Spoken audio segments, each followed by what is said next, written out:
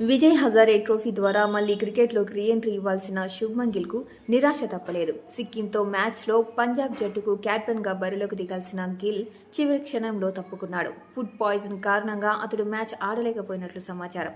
పంజాబ్ తుది జట్టులో శుభ్మన్ గిల్, హర్షదీప్ సింగ్ ఇద్దరూ ఉండాల్సి ఉంది. కానీ అనారోగ్య కారణంగా గిల్ ఆడలేకపోగా హర్షదీప్ తుది జట్టులో చోటు దక్కించుకున్నాడు.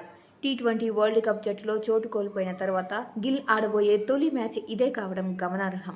ఆసియా కప్ ద్వారా టీ20 జట్టులోకి తిరిగొచ్చిన గిల్ అక్కడ పెద్దగా ప్రభావం చూపలేకపోయాడు. సౌత్ ఆఫ్రికాతో జరిగిన తొలి 3 టీ20లో నిరాశపరచడంతో వరుసగా రెండోసారి టీ20 వరల్డ్ కప్ జట్టుకు దూరమయ్యాడు. ఈ దశలో గిల్పై విమర్శలు పెరిగాయి. ముఖ్యంగా సంజు శాంసన్ను పక్కన పెట్టడంపై విమర్శలు వెల్లువెత్తాయి. నెట్స్లో బ్యాటింగ్ సమయంలో గిల్కు కాలివేళ్లకు గాయం కావడంతో సౌత్ ఆఫ్రికాతో చివరి టీ20కి దూరమయ్యాడు. ఈ మ్యాచ్తో సంజు శాంసన్ అవకాశాన్ని అందిపుచ్చుకుని 22 బంతుల్లో 37 పరుగులు చేసి జట్టు మేనేజ్మెంట్ దృష్టిని ఆకర్షించాడు. ఇటీవల బీసీసీఐ ఆదేశాల మేరకు కేంద్ర కాంట్రాక్టు ఉన్న ఆటగాళ్లు కనీసం 2 విజయ్ హజారే మ్యాచ్లు ఆడాల్సి ఉంది. ఈ కారణంగానే విరాట్ కోహ్లీ, రోహిత్ శర్మ కూడా దేశవాళీ టోర్నీలో పాల్గొన్నారు.